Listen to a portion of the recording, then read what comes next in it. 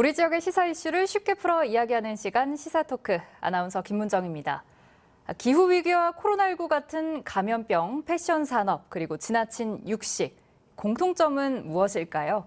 모두 우리가 딛고 사는 지구 환경 문제와 관련이 있다는 점입니다. 우리의 미래에 관해 더 이상 방관할 수 없다는 목소리가 날로 커져가고 있습니다. 환경 보호를 위한 적극적인 한걸음, 일상 속에서 쉽게 실천할 수 있는 환경보호 방안들을 오늘 시사토크에서 모두 훑어드립니다. 이에 앞서 최근 정치권과 소상공인들의 집중 포화를 맞고 있는 기업이 있죠. 바로 카카오인데요. 골목상권 침해 논란으로 위기에 직면한 카카오. 우리 지역의 현실은 어떤지, 플랫폼 기업과 어떻게 상생할 수 있을지 톱파봅니다. 시사토크 1부 최영우 변호사와 함께합니다. 어서 오세요. 예, 안녕하세요. 네. 정치권과 금융당국이 플랫폼 기업을 규제하려는 움직임을 보이면서 카카오와 네이버가 직격탄을 맞았습니다. 특히 국내 계열사만 118개를 거느린 카카오에 대한 비판이 굉장히 거센데요. 시총이 며칠 새 몇 조가 날아갔다, 또 초심을 잊고 탐욕과 구태의 상징으로 전락했다, 이런 얘기까지 나오던데, 변호사님, 사실 얼마 전까지만 해도 정부에서 핀테크 기업, IT 기업 육성하겠다, 이런 얘기가 있었잖아요. 한편으로는 카카오가 대기업이 되고 또 이렇게 사업을 문어발식으로 확장을 해나갈 동안 지금껏 정부에서 별말이 없다가 왜 이제야, 이런 의문도 좀 듭니다. 근본적인 문제죠. 우리 현대 시장에서의 가장 큰 폐해는 사실 독과점이거든요. 이 문제에 대한 지적이고, 우리가 좀 간과했던 부분이 있죠. 이제 세계적으로 보면 21세기 이후 2000년대 이후에는 사실 구글, 페이스북 이런 기업들이 사실 가장 큰 기업이 됐고, 이러한 IT 기업의 독과점 문제를 굉장히 강하게 지적을 하고 있었어요.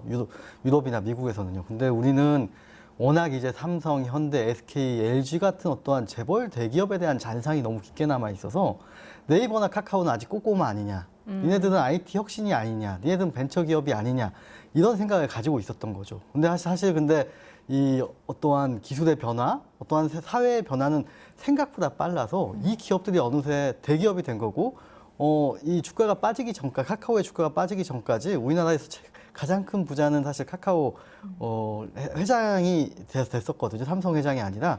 이런 부분들이 이제 사실 사회 변화에 따라서 당연히 어떻게 좀 제기되는 문제라고 보여져요. 예, 또 한 가지, 우리 생활과 더욱 밀접하면서 카카오와 가장 큰 마찰을 빚은 분야 가운데 하나가 바로 택시 업계인데요. 관련 영상으로 먼저 함께 보시죠. 전주의 한 사거리. 빠르게 오가는 차량들 속에 카카오 택시가 심심치 않게 보입니다.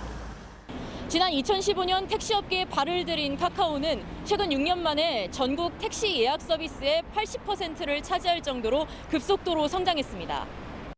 전북에서도 카카오의 기세는 무섭습니다. 전체 택시 8,300여 대 가운데 4분의 1은 카카오티 앱을 사용하고 있습니다. 이 가운데 카카오의 매출의 3.3%를 배차 수수료로 내는 가맹택시는 600대, 한 달에 99,000원을 내고 카카오로 호출만 받는 멤버십 택시는 1,500대가량입니다. 다른 플랫폼보다 이용자가 워낙 많은 탓에 카카오를 통하지 않으면 손님 태우기가 힘들다고 택시기사들은 말합니다. 네, 힘들죠. 아무래도 이제 카카오가 없다 보니까 힘들죠. 처음엔 없다가 생긴 수수료율이 3.3%, 지금은 4.8%로 올랐습니다. 택시업계는 남는 게 없다고 호소합니다. 중개인이 생기면서 3.3%의 중개인 수수료 1.5%를 떼는 거예요. 그래가지고 4.8%인 거예요. 기사들만 주고 나는 거인데. 최근엔 카카오가 가맹택시에만 호출, 이른바 콜을 몰아줘 배차 차별을 유발한다는 의혹도 나왔습니다. 가맹점이면은 콜이 많이 나오죠. 10개 나오면 7개는 가맹점이 가져간다고. 카카오 키블 애들이나 카카오 가맹점이나 가맹원 애들이나 이런 애들은 좀 괜찮아요. 수익이 안 좋아요. 근데 멤버십도 별로 힘들어요. 멤버십도. 최근 공정거래위원회는 카카오의 배차콜 몰아주기 의혹에 대한 본격적인 조사에 착수했습니다. 네, 카카오 덕을 보는 줄 알았더니 갈수록 수수료도 너무 많이 떼는데 또 이게 없으면 장사가 안 되는, 그야말로 카카오가 소상공인들을 올가매는 골목대장 역할을 하면서 사회적 비난이 거세졌는데요. 김범수 의장이 상생협력 방안 내놓겠다, 사업 일부 조정하겠다 이렇게 입장을 발표했고 카카오 모빌리티가 그 첫 타깃이 됐습니다. 택시 예약 서비스의 무려 80%를 장악할 만큼 과도한 독과점이 있었기 때문인데요. 스마트 호출 폐지나 프로 멤버십 가격이나 이런 구상안을 내놨습니다. 어떻게 보시는지요? 얼마나 이 독과점이라는 게 무섭고 얼마나 이게 결과적으로 봤을 땐 소비자 후생에 악영향을 미치는지 사실 이 사업이 가장 명확하게 보여주는 사례인 것 같아요. 2015년에 이제 카카오 이 콜택시 사업이 시작을 했는데 당시만 해도 이제 전화콜로 했었죠. 많은 사람들이. 전화콜로 하면은 콜비를 따로 받았어요. 소비자한테도 받고 기사한테도 받고 이 콜비라는 걸 받아서 카카오 택시가 카카오톡을 기반으로 한 플랫폼에서 카카오 택시 앱을 만들면서 그 당시에 홍보를 한 것이 수수료가 없다는 점을 굉장히 크게 홍보했어요. 그래서 사람들이 그러면 이걸 운전하시는 택시 기사님도 수수료 없이 돈을 더 많이 가져가겠네. 그래서 많은 사람들이 편리함도 이 사업의 어떠한 가장 큰 이점은 첫 번째는 편리함이지만 두 번째는 수수료였어요. 근데 어느 순간 이게 5년, 6년 지나다 보니까 사실은 이 콜택시 사업, 호출 택시 사업의 90% 넘게 지금 장악을 하고 있다고 해요. 이제 이 시점에서 어느 순간 이 택시 기사분들한테도 돈을 받고 저도 사실은 무료였던 서비스가 지난번에 집에 9시 넘어 10시쯤에 집에 가는데 이게 그 돈을 내지 않는 이 추가 수수료 없는 택시는 안 잡히고 이 추가 수수료를 내야 되지만 택시도 잡히는 건 실질적인 유료화가 된 거죠. 이렇게 유료화하면서 이 사업들이 사실은 독과점의 폐해를 명확하게 보여주고 있는 거죠.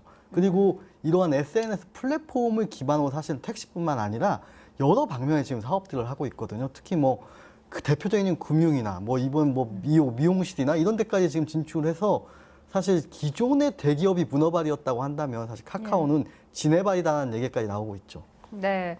그래서 요새는 카카오 당했다 이런 신조어까지 생겼다고 하는데 이런 상황 속에서 익산시가 수수료 부담 없는 공공 호출 앱을 개발하기로 했습니다. 택시업계의 생태계를 지키기 위해서라고 하는데요.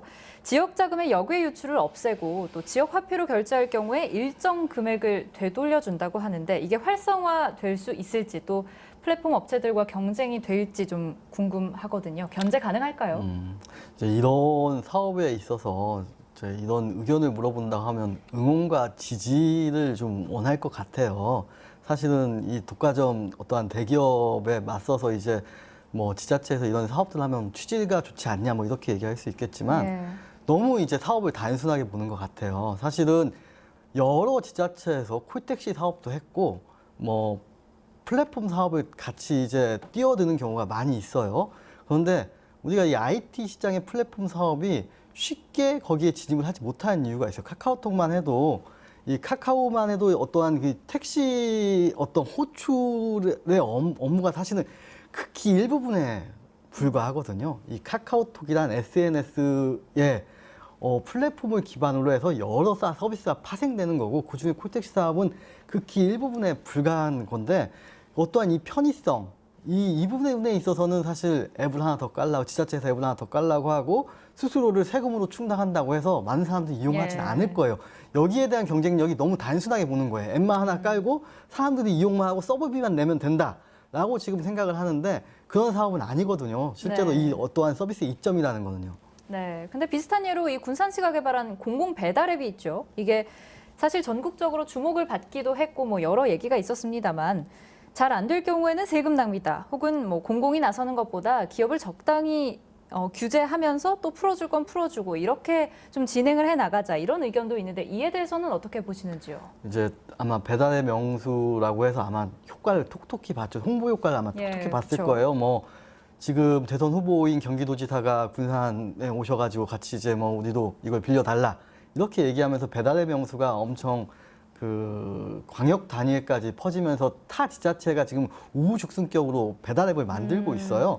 근데 여기에 대해서는 사실은 아직 그러니까 작년 5월, 2020년 5월에 출시를 했고 지금 시간은 한 2020년 3월에 출시를 했고 시간 한 1년 한 반 정도 지난 것 같은데 여기에서 이제 이 평가를 긍정적으로 하시는 분도 있고 부정적으로 하시는 분도 계시지만 저는 기본적으로 이 사업은 보조금 사업이라고 생각을 해요. 네. 이 사업 자체에서 지금 여기서 쓸 수 있는 게 많은 사람들이 지금 군산에서 어떤 분들이 쓰시냐면은 군산상 상품권, 지자체 상품권을 쓸 수 있기 때문에 지자체 상품권을 싸서 여기에 쓰는 경우가 많이 있거든요. 사실 근데 지자체 상품권은 어떤 거냐면은 거기에서 지자체 상품권을 살 때 5%, 10%를 사실 보조금으로 줘서 그 혜택을 소비자가 누리게끔 하는 건데 이런 부분에서 지금 계속 어떻게 보면 이게 이 배달앱 자체로는 수억대 사업이지만 지금 이 사용하는 것 자체는 수십억, 수백억짜리 지금 사업을 통해서 운영이 되는 거거든요. 여기서 근본적인 질문은 사실은 지속 가능하냐 이거예요. 예. 사실 이 아까 똑같이 제가 카카오 택시와 마찬가지로 비견한 예가 지금 이 배달앱이라는 것들이 단순히 앱을 깔아서 이거 사람들이 사용하게끔 하는 게 전부가 아니라 어떻게 사람들이 여기서 유인을 하고 이 수조 원 시장, 수십조 시장이 만들어지고 이 앱을 어떻게 운용하냐는 사실은 이 기업들이 치열한 고민 끝에 만든 건데 네. 거기에 대해서 앱 하나 깔면 사람들이 이용하겠지. 그 이면의 메커니즘을 예. 봐야 한다 이런 말씀이시죠? 그러니까 사실 쉽게 생각하면 되겠지 생각을 하는데 안 될 거예요. 아마 힘들 네, 거예요. 알겠습니다. 어쨌거나 카카오 같은 플랫폼 기업들을 규제해야 한다 이런 사회적 공감대가 커진 상황입니다. 소상공인과 소비자들의 덕을 본 만큼 이에 상응하는 책임을 지는 기업이 될지 또 서로 윈윈할 수 있는 규제가 만들어질지 우리가 지켜봐야겠습니다.